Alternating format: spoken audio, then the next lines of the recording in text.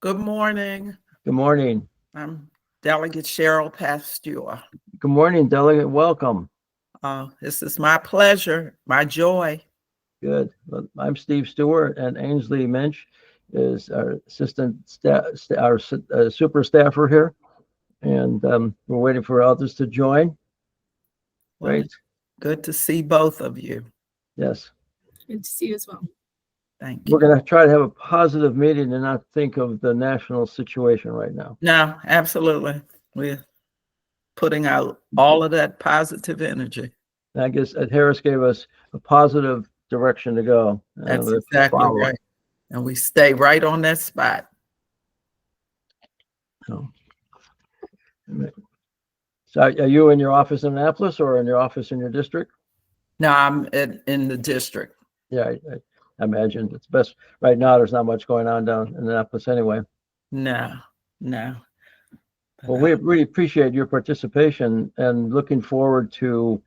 I've got some calls from Delegate Ampre's office, who sponsored our bill, wants to do some more work on the commission this year. You know, in terms of maybe some other tasks and things, but that's to come in the next session. But so I'm really happy he's going to stay engaged with this. Well, that's awesome. Yes, this is a joy for me. This commission. Yeah. We're going to have everybody, when we get started in a few minutes, have everybody give like 1 or 2 minutes, like their name and their title and what they're here for, really quickly, and to try to get everybody introduced because we got 25 people. And there's Dr. Lois Davis from RAND Corporation. Okay. Good morning. How are you, Steve? Good morning. Fine. We have Delegate Cheryl Pasteur on today, and we got Ainsley, my staff assistant. So, and then all of a sudden, people are going to be popping up everywhere, I'm sure. So, I see there's Delegate Delegate Karen Simpson. Welcome. You're silent, but right now, but Delegate, I was just mentioning to Delegate Pasteur that we're going to have we have 25 people in the commission, so in an effort to get things going fast, we're going to ask people name, title, and just what they want. Real quick thing about correctional education, because there'll be time later in the meeting to talk. And okay, very good. And there's another board member. We're really getting another minute. We'll be officially on the air here. Good.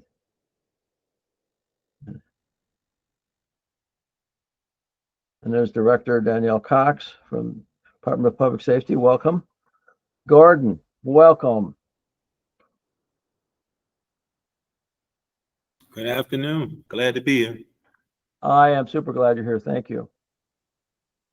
How's that baby coming? Miss him terribly. I really do. He's such a beautiful baby. I believe so, but I think parents are kind of biased. Yeah.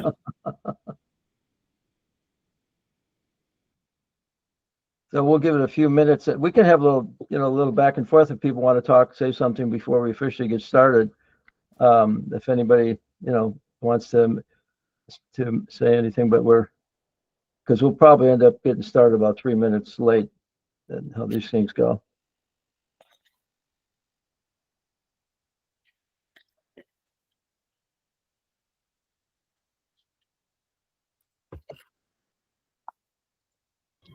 And I believe we need 11 members for quorum. So, Okay. Yeah, we've got it set up so the members can speak for the first part of this until the end, and then we'll open it up to everybody. So commission people, members and guests, special guests like Dr. Davis will have the ability to make a comments and things at any time. But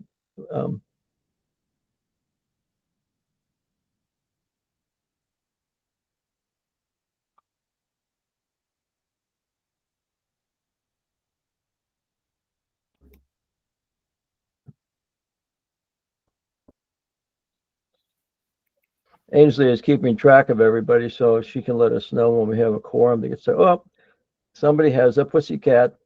Delegate Simpson. yes, I believe we do have a quorum now. Okay, so I'll give it Give it 1 or 2 more minutes and we'll start.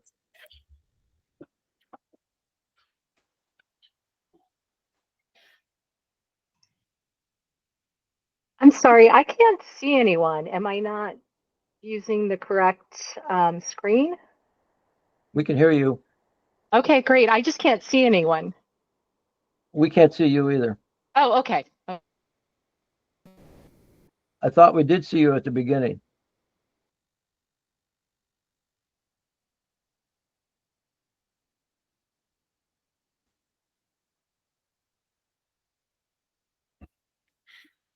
Okay. As soon as it says 10:33 on my clock here, we'll start up because we have quite a few people now. I think it was taking, some of us had to get accepted as like a participant, not just a viewer.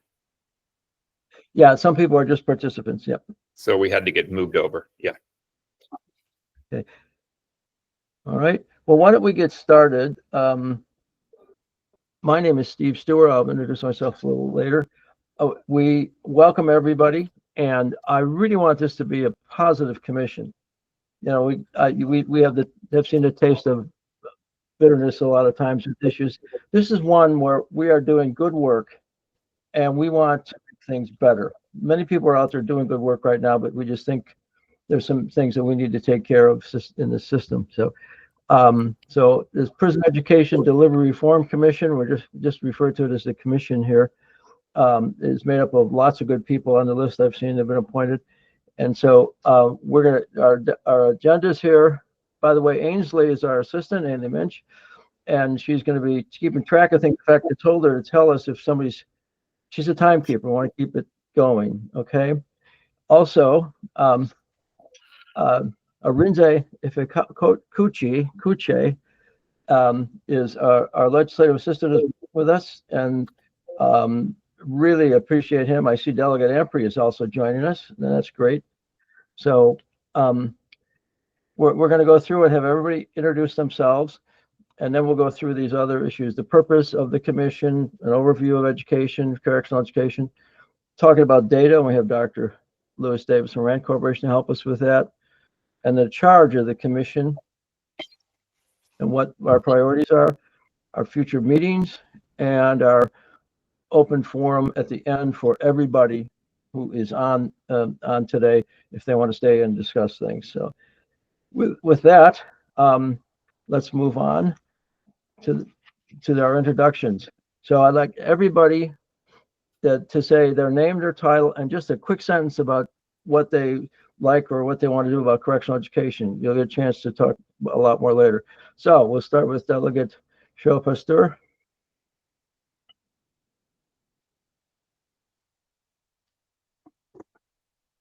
You're silent. Yes, I was trying to Okay. find myself. Good. Good morning. I am Delegate Cheryl Pasteur. I am primarily, the bulk of my life, been an educator. Had a period of time when I was also an FBI agent, so I have that little background to go along with having been an educator, having taught at on the middle school, high school primarily level, been a school administrator, equity specialist, worked for one of our former superintendents who ran alternative programs. I wrote curriculum for alternative programs. So children are at my heart. So what we do for and with our young people is very, very important to me. So this is why I'm exceedingly pleased to be on this commission and have a voice with that. Thank you. Delegate Embry, is Elizabeth Embry, is she on? She apparently hasn't joined us yet. So Delegate Karen Simpson. Good morning.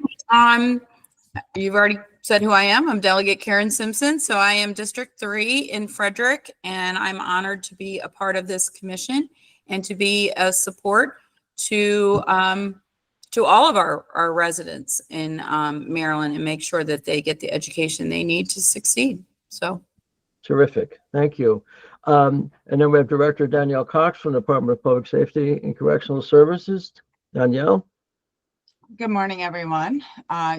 Danielle Cox, currently Director of Education at DPSCS, but was previously in public school and then juvenile corrections, and then also at the Department of Labor, where I worked my way up to director over there before coming over to DPSCS. So happy to be here and representing Secretary Scruggs. Terrific. David Domenici. Hey, I'm David Domenici. I'm the Senior Advisor and Director of Education with Vinnie Schiraldi, so I'm representing the Department of Juvenile Services. Nice to see you, Stephen. I've done a lot of work for the many years around improving education, primarily in juvenile justice facilities, and I'm excited to be here. And I'm happy to meet you for the first time. Christian Gant. Is Christian on yet? Good morning, and apologies for being cameras off. I'm fighting a bug. Christian Gant here on behalf of the Office of Attorney General. Happy to be here for this meeting. Also involved with the Maryland Equal Justice Collaborative, which has a lot of synergy with this commission. So glad to be here and support this. Thank you. And our next, Anisha Latau, did I pronounce that correctly? Yeah, that was actually pretty close. Anisha Latau with the Office of the Public Defender. I'm the chief of the post-conviction division unit. And in our division, about, I would say 95% of our clients are incarcerated individuals. It obviously, we're very interested in, anything we can do to help with getting our clients education, not only to keep them moving in the right direction, but also it's obviously would only benefit society when they are eventually released. So we're happy to participate. Thank you. Thank you. And then I think we might skip to Mary Gable. I don't believe the other three people are here. I'm sorry. I think we should skip to Mary Gable. I don't believe the other three are here today. Okay, thank you. Good morning. I'm Mary Gable. I'm an assistant state superintendent with the Maryland State Department of Education. I work in Division of Student Support and Federal Programs, and I'm here to represent our superintendent, Dr. Carrie Wright. So thank you for the invitation. Well, thank you for coming. Certainly. And on the next page, let's see, we have, Amanda Owens. Hi, good morning, everyone. Very pleased to be here. I am the program officer at the ABLE Foundation that oversees our criminal justice and addiction portfolio in Baltimore City. And a large part of the work that I do is around people returning from the prison system. And education has been a key focus area, both on the juvenile justice area as well as on the adult system. And we do both programmatic, direct services, and also research into these areas. So thank you for having me here. Thank you for joining us today. Dr. Charles Adams. Yeah. Good morning. I say I'm Charles Adams, representing Bowie State University. I'm the founding executive director of our Restorative Justice and Practice Institute, as well as the co-director of our prison education program. We currently have an education program at Jessup CI, and I'm looking forward to working with this commission. Thank you. Thank you. Meredith Conde. Hi, good morning. I'm Meredith Conde. I am the Director of Operations and Prison Affairs for the Goucher Prison Education Partnership. Just a little bit of context. We've been operating in 2 Maryland state prisons since 2012. We have about 130 students enrolled in the Maryland Correctional Institution at Jessup and the Maryland Correctional Institution for Women. I'm excited to be here. Yes, and I must say you're the first university that came in after we lost Pell Grants the first time. Thank you. Yep. Adam Cummings. Yes, my name is Adam Cummings. I'm the executive assistant to the chief executive officer for Maryland Correctional Enterprise. I have my master's degree in criminology from UMES. I'm very excited to see if we can, make a better reformation of the system and 20% of our headquarters staff are formerly incarcerated. So I would like to see if maybe we can get other agencies to maybe continue on that trend. Thank you. There's a lot we can do with Maryland Correctional Enterprises, that's for sure. Our next slide. Okay, we got Karen Jones. Good morning. I'm Karen Jones. I am a local advocate out of Frederick, Maryland. I'm also formerly incarcerated. I participated in the Goucher program when I was incarcerated at MCAW. And since my release 9 years ago, I've been working with Goucher as well as other organizations to increase access to currently and formerly incarcerated individuals in Maryland. And I'm happy to be here. Thank you. Thank you. And we need people who have gone through the experience and come out, and you're just a perfect example of what we're all about. Thank you. Dr. Andrea Cantora. Thank you. So I am an associate professor of criminal justice at the University of Baltimore, and I also run our University of Baltimore's Second Chance College program that operates at Jessup Correctional Institution, and we've been running that program since about 2016. It's a bachelor degree program, and we have about an average of 50 students per semester, and we have a lot of students on campus who've come out once they're released. Great, thank you, Andrew. Stephanie Ann King.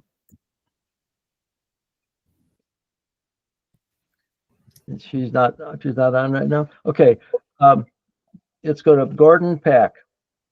Hey, good afternoon, everyone. I am just newly started a reentry specialist for University of Maryland's Embrace Initiative. I'm also a parole advocate, intern manager for Prepare. I'm formerly incarcerated, educated in the prison system. I'm grateful to have the opportunity to try to get others to, I guess, collaborate and see what things that people don't see and come together and make the system more effective. Thank you, Gordon.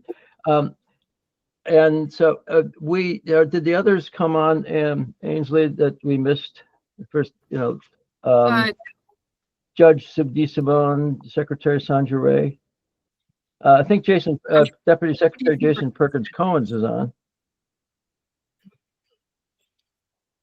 Hi, everybody. Jason Perkins Cohen, as Deputy Secretary here at Maryland Labor. Excited to be on the call and support in any way that we can. Thank you. Anybody else that joined of the commission? If they do, Ainsley, let us know if it's appropriate, we can jump in. Okay, we'll go to our staff introductions. First of all, let me introduce my own staff again. Ainsley Mensch, who's Director of Staff for Prison Education and Delivery Reform Commission, and she's been terrific keeping me organized and teaching an old dog some new tricks with IT. And Arinze Ifekauche, who's I don't know, is Arinze on yet? Yeah, I'm here. Okay, good. I want to thank you for all your work. He is Deputy Director of Communications and Legislative Affairs for the Governor's Office. He's been terrific in helping support all the efforts to get this going. So once again, I'll mention that Ainsley's going to keep time, and she's also recording everything, and we're going to keep the chat, and we're going to keep notes on all that. So we'll go over all that, and so we don't lose anything. And we're going to try to keep this to 45 minutes, and then people can drop off or stay we're going to go up to an hour with public discussion at the end of this. Okay, so let's jump to our regular agenda. Okay, first of all, I need to thank Delegate Marlon Ampry, who I have just got met in the last 2 or 3 years. Is terrific, and I know he's on, so we'll have him say something in a second. And I don't know if anybody's here from Senator Jill Carter's office. She was the Senate co-sponsor of this bill, and she was terrific as well. Delegate Ampry, are you able, or do you want to say just a few words? Sure thing. Can everyone hear me? Yep. Awesome. I'm sitting here with my baby, so I'll be really brief, and I got to roll out. Got this 14-week-old I'm taking care of, the beauty of a new life. But I want to say thank you, everyone, for contributing your services to this commission. Prison reform is something near and dear to my heart. It's not just policy, it's personal. As a child, I watched my brother and my father go through the prison system, and try to make a better life afterwards. And, my brother's still struggling. And I think a lot of it has to do with the systems that we didn't have in place. And I'm looking forward to this commission doing the work. I always say, making the laws is literally just it's this much of the work, right? The real work is when the laws go into fruition. Those who execute them, those who are what you all are going to contribute on this commission is that's the real work. So thank you. I know that there's thanks to me, but thank you for offering your time and expertise in the space. I truly believe in this time that Maryland can lead on prison reform on the East Coast. I think it's capacity for us to do so. And given this week's, elections, I truly believe that it's important that we be a little even more bold and more active in our work. So looking forward to seeing what you all do, and happy to help in any way that I can as far as resources, etc. Again, thank you all so much for you all's hard work, and I cannot wait to see the results of this. Thank you. And you also he also initiated the REAP bill, which we'll talk about a little bit later as part of higher education. So thank you, Delegate Ampry, for everything. And for Ian Genevieve, if he's on, thanking him too as the Chief of Staff. So and Senator Jill Carter, is there any representative from Senator's office? Okay. Okay, so I just saw it pop up. That's not her. Okay, we'll go on to the next issue or next slide. Okay, the purpose. This is pretty much out of the law. We've paraphrased a little bit. The purpose of the commission is to develop recommendations relating to education, its impact on the criminal justice system, and submit a report of the recommendations and findings to the governor and the General Assembly. So ultimately, there's a timetable we'll talk about. Ultimately, that is our focus. So, and that breaks down into various tasks. So, Ainsley, next slide, please. By the way, if people want to ask a question during this, we can honor some brief questions. Raise your hand. Ainsley will say so-and-so has their hand up and interrupt me because I don't necessarily see the hands up. What is correctional education? Those of us who worked in the field have a pretty good sense of it, but for everybody here who works related to this issue but not in it, right now, basically what it is, it's adult basic education, and they have literacy levels in the Department of Labor Correctional Education Program. The GED, which is a high school diploma. By law, when you get a GED in Maryland, you receive a state high school diploma. It's not just a certificate of, it is a full high school diploma in Maryland. We have workforce vocational training, and there are many areas that are being presented with national certifications so that people can go out and get jobs in areas. They get the same certification that anybody would get at a community college or elsewhere. Special education, there's a federal law which requires people up to the age of 21 that their IEPs are honored, and the federal law does not require us to screen everybody and see who has a disability that wasn't caught in school. That was eliminated back in 1994. So you either come in with an IEP and that's it. But Maryland goes a little beyond that, and people are screened and can receive an IEP and receive special education services. And the other part is post-secondary education, which is now being coordinated over public safety, and Danielle Coxwell is here today to talk about that as we have future discussions. That's the core of everything. There are other pieces of this: English for speakers of other languages, transition programs into the community, and library services. Each institution has a library connected to, I guess, the Enoch Pratt, that's what it was, and before, and people can get books through that system. So library services is part of correctional education. So let's go ahead. Stephanie Ann King is also here if she wants to introduce herself. Okay, Stephanie. Sorry about that. I'm Stephanie. I'm the director of Wecanco Park Families and Children at Comico County. Okay, you came through a little garbled. Can you say it a little more slowly, please? Stephanie, and I'm the director of the Wecanco Partnership for Families and Children. Thank you and welcome. In Maryland, education requirement is that mandates that incarcerated persons must enroll in educational or workforce skills classes if the individual does not have a high school diploma or GED, has at least 18 months to serve, and is not exempt due to medical, developmental, or learning disabilities. So everybody has to go to school without a high school diploma. And so there are, and I don't know what the numbers are now, but there are so many people. It used to be a majority of people did not even have a high school diploma. Now I think it's different, but many people don't, or if they do, they just got out of high school with minimum skills. And they wouldn't have to go to school according to this law and regulation. Special education students, as we mentioned, are to be served. Their IEP is revisited, and to the extent they can be served in the correctional setting, and that's what. And there have been many lawsuits about that over the years for adult and juvenile service. That whether or not the services are being rendered. So let's go on to the next slide, please. The history of correctional education can be broken into three epochs. From 1907 to 1978, the Department of Public Safety and Correctional Services had education in each institution. When I started, and I started during that period in about 1975, each warden had supervision over these programs, the teachers, the principal, and there was a weak coordination from central office in the Division of Correction.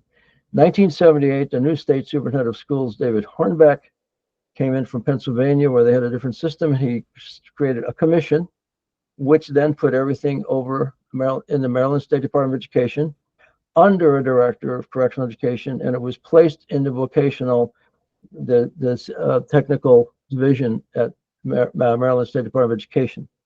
Around 2008 or 9, in the political climate that was going on, it was transferred over to the Maryland Department of Labor, along with GED testing and along with the adult education program, which coordinates federal funds and state funds throughout the state. So that's where it is today. Maryland Department of Labor, there's a sort of a diagram of the programs, and you can go from the top and see down, go through from the top of the Department of Labor through workforce development and adult learning. There's the correctional education program with its various programs, some of that we talked about. So that's their responsibility. Then in the next slide, the Maryland Department of Public Safety has two key elements here coming out from the Secretary's office. Maryland Correctional Enterprises does a lot to support education and to actually educate people and get them into the workforce. And it's always been coordinated very closely with correctional education. There is an inmate education office, and in that office, in program services, Danielle Cox, who is with us today on the commission, is the director of correctional education, coordinating Pell Grants. Colleges coming in using Pell Grants, and so that's that one. And now here is another element. Since Pell Grants have been reinstituted, there were some experimental grants given during the Obama administration. They were carried over during the time of President Trump, and so now we have them fully. Pell Grants are available to anybody who's incarcerated. And in Maryland, the colleges and universities must be approved by the State Department of Education to participate. And so we have currently, and this is changing, and Danielle knows more than anybody, we have the University System of Maryland, and we have Bowie State University, Goucher, Georgetown, University of Baltimore, Warwick Community College. We've had Anne Arundel, we've had a couple others, and it's going to grow. So we have a lot of colleges coming in. So now if we look at an overlay in the next slide, see how these three agencies or three groups come together: Maryland Department of Labor, colleges and universities, Department of Public Safety. So we have three agencies doing various things. And So that could be, we're going to need to look at that because I think that's where we can create some efficiencies and, some recommendations. So, okay, you can go to the next slide. What I'd like to do there, talk real briefly, and then we'll hear from Dr. Lois Davis. Data has been reported every year from the professional education program. So for years, from starting in the late 1970s, the Maryland State Department of Education, with their Educational Coordinating Council for Correctional Institutions, ECCCI, their annual reports were done and they were bound and put in the Maryland Law Library. And then when Labor took over, eventually became the Council for the Coordinate, what is it, Correctional Education Council reports, and they put out an annual report. And so the data, major data that's come from both of these reports and over the years is program completion, enrollment percentage, GED completion, waiting times, because many times people want to go to school and there's not enough space to get on a waiting list, numbers of days of school, post-secondary education data, mandatory education enrollment, staff and vacancies. Now, ECCI used to have almost all these areas of data, and in the CEC reports, we don't have all those reported. Some of them are and some of them aren't. So we've invited Dr. Lois Davis. It was mentioned in the law that we would seek expertise. She has donated her time to help us get our heads together on data. So I'd like to introduce her, and I must say that I've known her for over 10 years, worked with her on some RAND research studies. I was on one of the advisory boards. And she is, I must say, the most important person when it comes to recidivism, the value of education and reducing recidivism. Besides that, she's just a terrific person. And without further ado, Dr. Davis, would you give us about 3 minutes of your time, and then we can maybe have a little open discussion with you. All right. Thank you, Steve, and thank you for the opportunity to meet with you all. I just wanted to cover a couple of key points today. RAND recently completed research on the effects of the COVID-19 pandemic on prison education in the United States. And I wanted to mention a couple of key findings from that study that underscore why data is so important in this area, but also have implications for the work of the Commission. First, as many of you know, the near-term effects of the pandemic included halting and suspending in-person instruction for all education programs. Instruction continued to be interrupted as late as 2023. But what this did was that it resulted in decreased enrollment in education programs across the board. It interrupted the sequencing of courses that lead to advanced credential attainment. States were unable to administer assessments such as high school equivalency tests. And thus, not surprisingly, states across the board saw dramatic decreases in GED completion rates, credentials earned for CTE programs, et cetera. And states are still trying to ramp back up these programs. So that's the first point I want to make, why data is so important. But the second point that I think is really profound is that probably the most important effect of the pandemic is that it spurred the use and adoption of technology for instructional delivery. COVID-19 helped accelerate the adoption of both online and hybrid learning models for this population. This represents an opportunity, but also raises some concerns. In the discussions I've had with a number of state correctional education directors, they expressed concerns that students who had basic skills, who were focused on earning their GEDs, and who had limited prior experience with computers would be particularly disadvantaged by virtual learning and the use of technology, and that these are the students that would benefit most from face-to-face instruction. So I just wanted to make the case that as Maryland moves forward with revamping its prison education programs, it'll be important to understand which students excel and which students are disadvantaged by the use of technology and adoption of hybrid learning models. And it'll be important to be mindful that this does not result in inequities in terms of access to education and in educational attainment. So with that, I'll turn it back to Steve, and happy to answer the questions you may have. Thank you. Go ahead. And who's got their hand up? Ainsley, who's? I don't think anybody has their hand up. I think somebody was just clapping. Okay, I just saw a hand go across my screen. Maybe. Anyway, so I would like people to ask questions of Dr. Davis if you have some questions. I'm going to preempt this. Andrea, with the college programs, you have been doing a combination of face-to-face and hybrid learning. Do you have any questions? I mean, I think Lois made the point that it could be a good thing for us to have hybrid education, but it might be a disadvantage to those who have, have learning disabilities or deficiencies of various sorts. I think Christian Gant has a question. If we want to Okay, go. Christian, go ahead.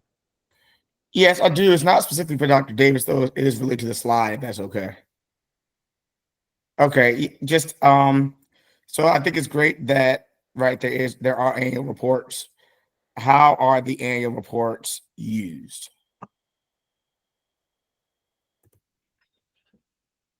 I'm not sure Lois could answer that. I mean, I can just say something, and maybe Danielle. In fact, let's start with Danielle. Would you want to comment about the annual reports from ECCI, the older ones, and the CEC? Sure, and also Deputy Secretary Perkins Cohen is on too, and I'm sure he can attest to this as he is sits in for the Secretary Wu on the CEC Council.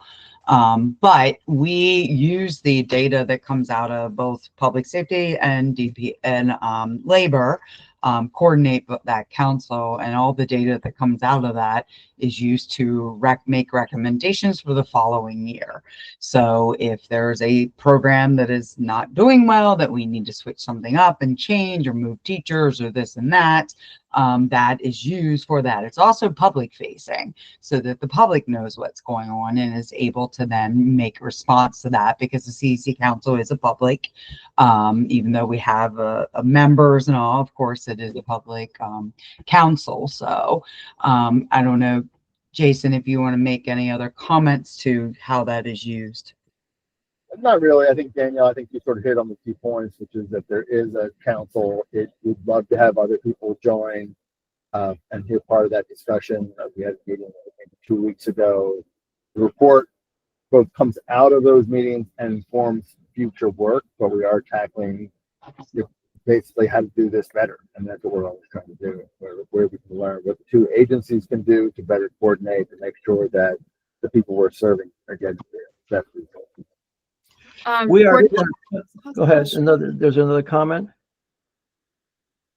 We are going to put all these reports. Danielle has sent me a boatload of things, and we're going to put them on a website. We will. There is a website that we'll show you at the end where you can go and look for information on this commission. And we are already going to be putting a lot of these, as many of these reports. There is a volume missing. I went to the Maryland Library, and from 1996 or 97 until about 2010 or so, the whole volume, all the old ECCI reports are bound, is missing.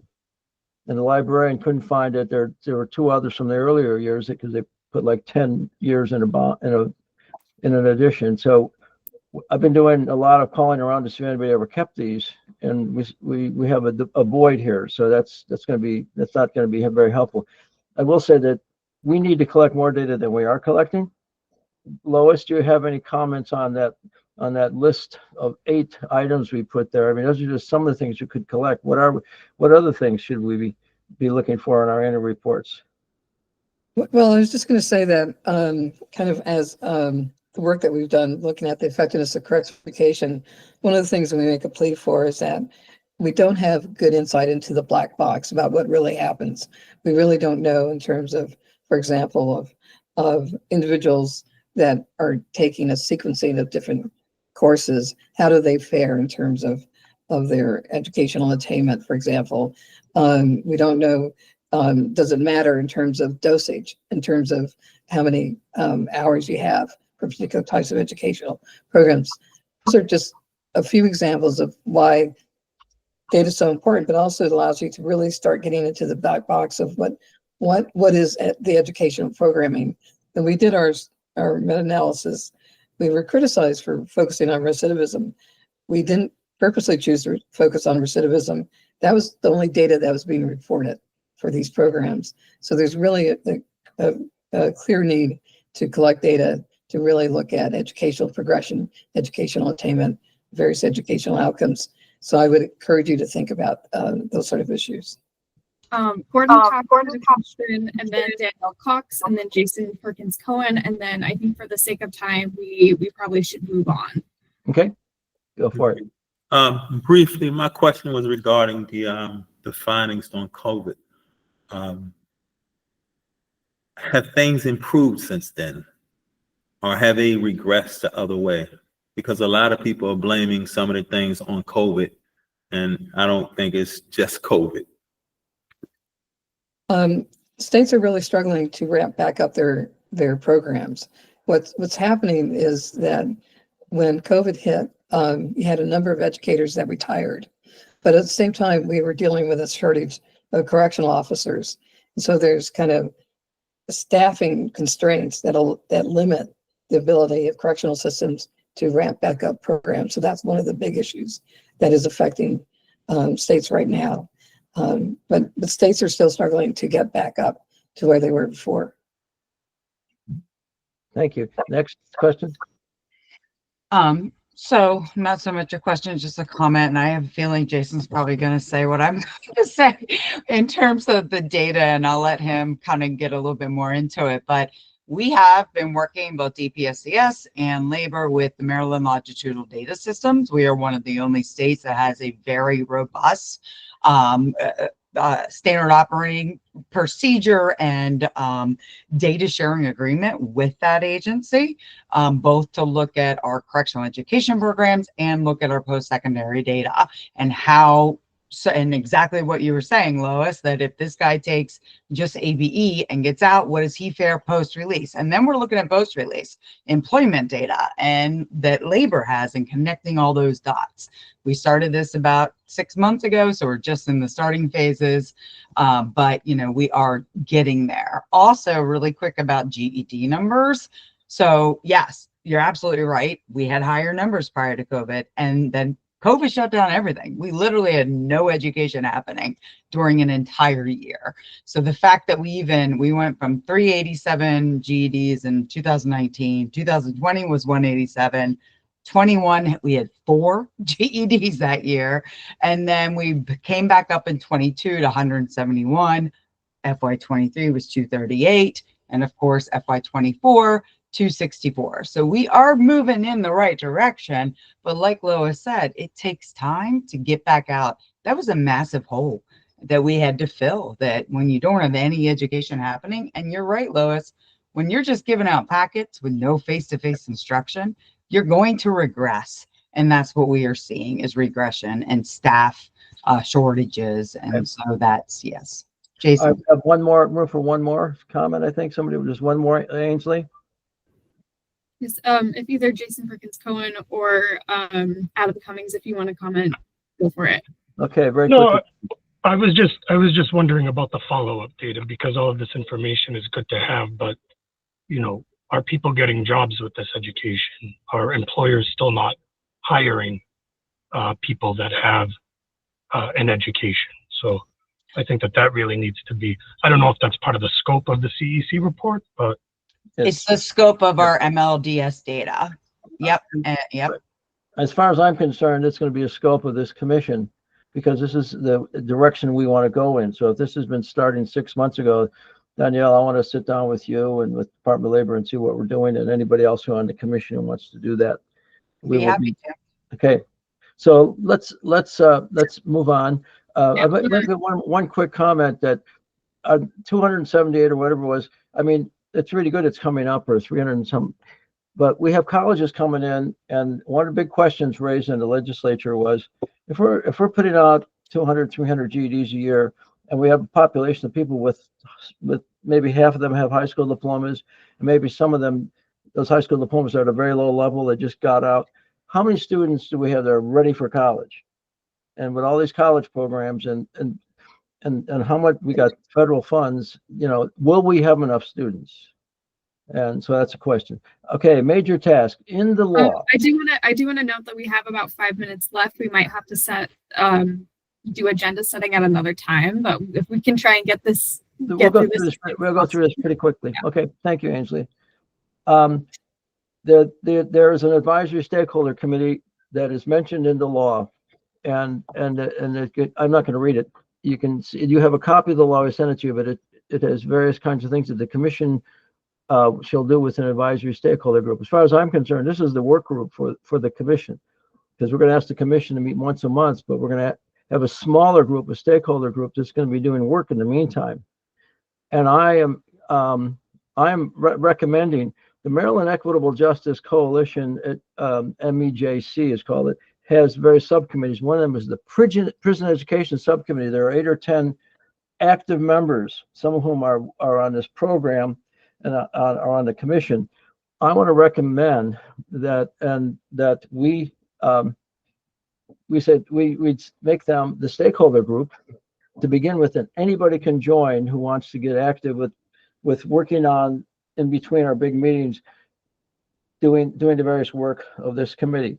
So unless there's any opposition to taking a group that's been very active, a governor's advisory group, and making them the core, the stakeholder group, I'd like to go ahead with that. If anybody's, instead of going out and starting a whole new group, we would probably have most of those people anyway who'd want to volunteer. So then that group meets every 2 weeks on Thursdays. So next Thursday, it's going to meet at 10 a.m. And if anybody wants to be involved with it, Dr. Judith Lichtenberg is the chair of that committee. I was the co-chair, and I've just stepped down from that with this role.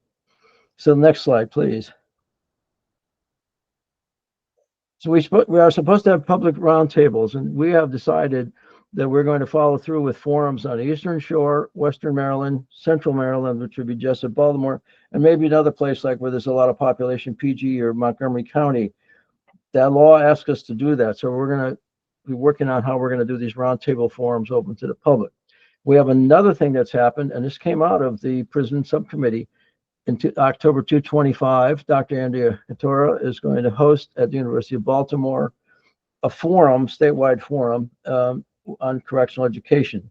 And that could be a very opportune time to get a lot more input and to show people what we're doing. The correctional institution visits we're going to be doing that. So anybody and everybody who wants to be involved with this will come up with the times, and we want to go out and look at programs. So next slide, please. And we are supposed to develop an education-focused framework of policies, as we talked earlier, to increase public safety, reduce recidivism, using a data-driven approach. I think we had a good discussion, although brief, today on what that means. Outcomes are extremely important. What happens after? Do they get jobs? Are they recidivating? You know, how much is the dosage, et cetera, that, you know, helps them. And the commission is supposed to look at best practices. And I would recommend people look at the Rand Corporation Correctional Education website for a lot of literature that talks about things that will help us in that regard. You can also go to the VERA and look at their website. They have a lot of stuff on post-secondary education. So we're supposed to evaluate current programs. And so by going out and looking at what's going on and looking at some of the data that I think Danielle and the Department of Labor can help us with, we can see, you know, what, at least how good these programs are. We have to look and see what the effectiveness is in this data that's now being collected that Danielle talked briefly about. Would be terrific if we follow up on that. And we're supposed to ask for technical assistance. The Able Foundation is represented here in the Rand Corporation. And so I'll be very anxious to talk to our representative from the Able Foundation, who's on the commission, and also for the Lois. She's volunteered her time, and she's willing to talk some more and maybe pursue some grants to help us, you know, really do a terrific research. I think it would be terrific, wonderful if Maryland went forward on this and stood out nationally on how we're going to research using a data-driven approach and build our better programs. We are required by June 1st of 2025 to do an interim report, and our final report is due January 1st. And so we'll be working hard and asking anyone on the commission who's going to want to help us and be involved. And I guess what's in our next slide. So we're proposing our next data. I'm sorry. I just want to say that we're out of time, so I want everybody to write down these next meeting Well, dates, proposed meeting dates.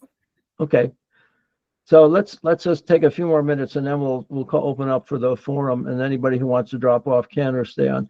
Our proposed commission dates are December 7th. So everybody look at our calendars, and if there's a big opposition to this, Ainsley's going to send out, maybe we could send out a doodle or something, we'll figure it out and see who can make it and who can't. But if we have regular meetings once a month, 10:30 on Thursdays or something, people can set that aside. And our next one after that is proposed for January 9th. Okay.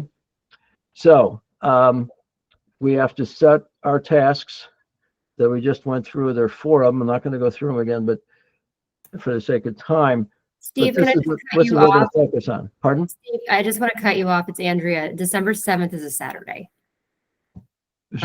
Was that the date I thought we picked a Thursday. Oops.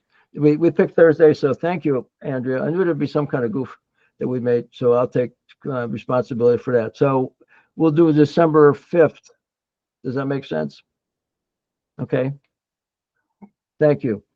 You must be an English teacher or something, Andrea. I mean, not just a lawyer. Well, that qualifies you, right? Okay, next slide. If you could. Okay, so Ainsley and Arinze and I thank you. Here's our contact information. Feel free to email or call.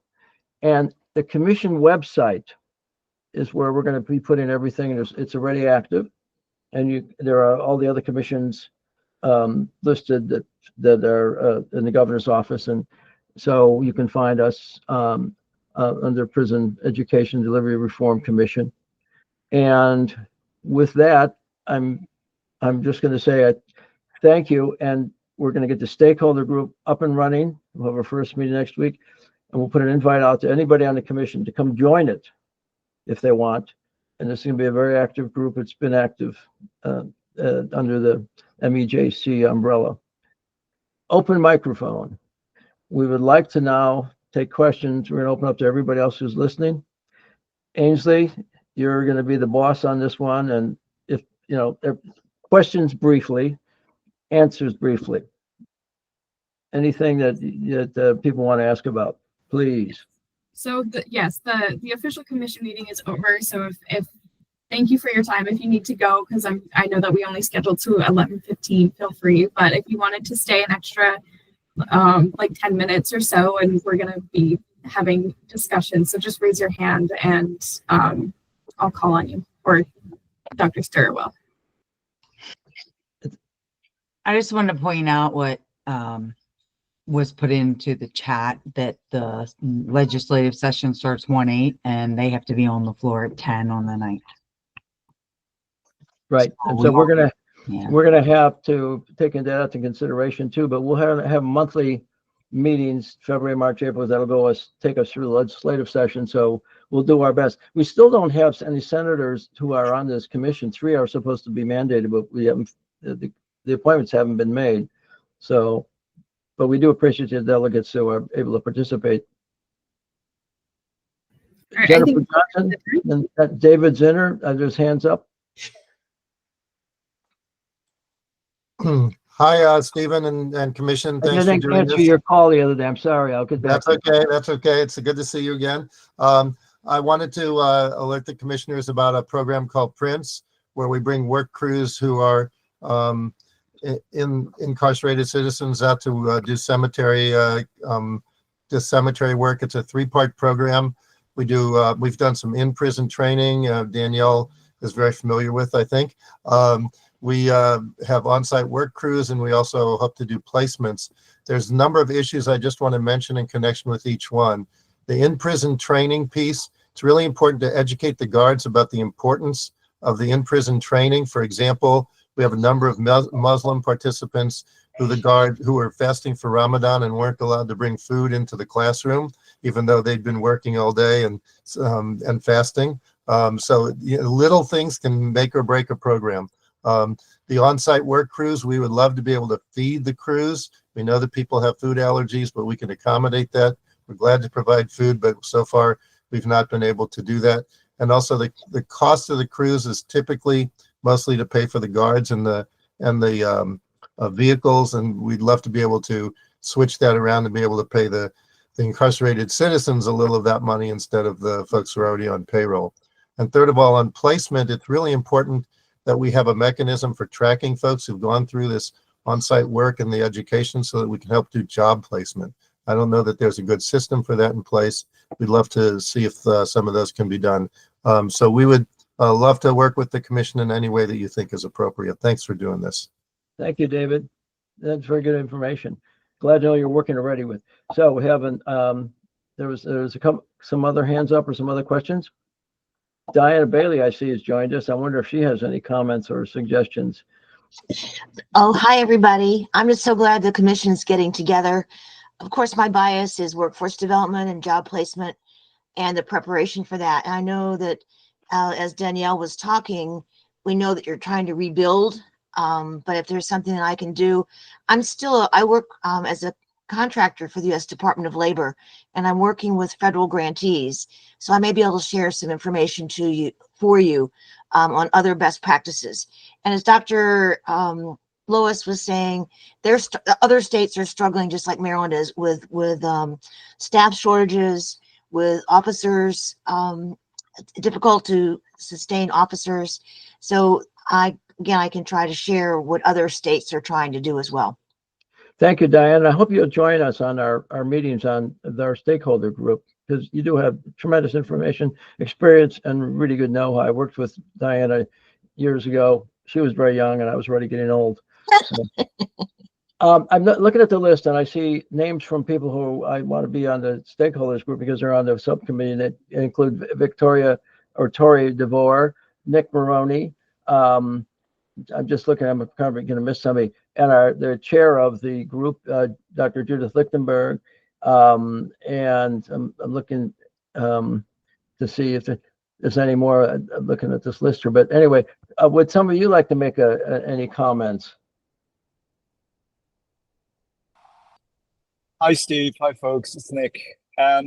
Just wondering if there may be some things that are going on in the juvenile justice realm on the DJS facility side that may also be something that some initiatives, some practices that might be useful for folks in the prison system to know about, that might be helpful, that might be constructive, and possibly vice versa as well. So just wondering if what's going on in the DJS facilities in regard to the school component might form some part of the conversation at some point. Thanks, Steve. Thank you. Nick is he is a monitor for the juvenile justice system. I don't know his exact title, but he's also extremely active and really bright with our committee. I'm going to pick somebody out here that I think Ann Park has something to say. I'm sorry, go ahead. Ann Park. Okay. Go ahead. Pack, not Park. Hi, how are you? It's good to be here, and it's good to see this starting up. And I just wanted to say that I hope that you'll be considering the fact that while there's really robust college education offerings in the Jessup region, ECI really needs some support down there. And as well, I know that there are some plans to start things up in the Western region, but that seems to have been a challenge. So I'm just hoping that there is a way that this commission can work to scale educational opportunities for people in all regions of the state rather than just Jessup. So can I just make a Danielle comment? might have a comment. Go ahead, Danielle. Yeah. So, we are unfortunately at the mercy of the U.S. Department of Ed. So due to the new requirements of the colleges, so we have 5 colleges currently behind the fence. There's another 5 in the pipeline. And the holdup has not been us. We've gotten them approved. They've gone through the advisory committee, through DPSCS's advisory committee. They've gotten approved, and they're now in the accreditation phase or in the U.S. Department of Education phase, which can take up to a year. So that is where we're at right now. We're just waiting for the U.S. Department of Ed and middle states to do their part of it. But that process from the time they come to me and say they want to do a program to actually approval by U.S. Department of Ed is about a year and a half. could be up to 2 years, depending on how long it takes the paperwork and stuff. So we're moving. We're unfortunately at the mercy of 5 different state and federal agencies. Just as a comment, I know, and Danielle could say this too, but Pell Grants cover basically tuition and such, but they don't cover a lot of other things. And the colleges either have to come up with it or public safety or somebody else. The state has traditionally not put money into post-secondary education. And it's hard to go to the legislature and ask for money in a tight budget time, but that's something we work under that reality. So it is a shame though, because we had Warwick Tech out on the Eastern Shore and we want to keep that, but UMES, which is right next door, really literally almost to the prisons, has been in the past doing lots of things, but it would really like to have a more active role. And Warwick actually will be gone after this spring That's because right. the president doesn't want to continue the program with all the restrictions of the new Pell reinstatement and also the funds that need to go into it. So Yeah, see, that's what we're running against. Any other question? I'd like to ask, David Jenkins is on, and if he would like to say something. David worked with the Maryland Department he worked at Department of Corrections as a liaison for years and coordinated back and forth. And then he also, in his retirement, he worked with Maryland Correctional Enterprises. A terrific guy on data and just on the nuts and bolts of getting things done. David, do you care to ask a question or make a comment?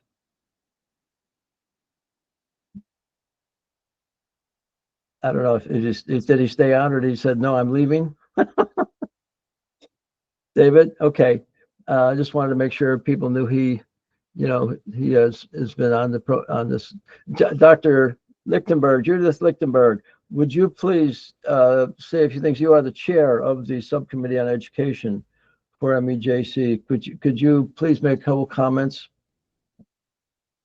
Well, just to introduce myself, I am a retired philosophy professor at Georgetown. I've been teaching at JCI and Patuxent in the DC jail since 2016 in Pell Grant programs, teaching philosophy courses.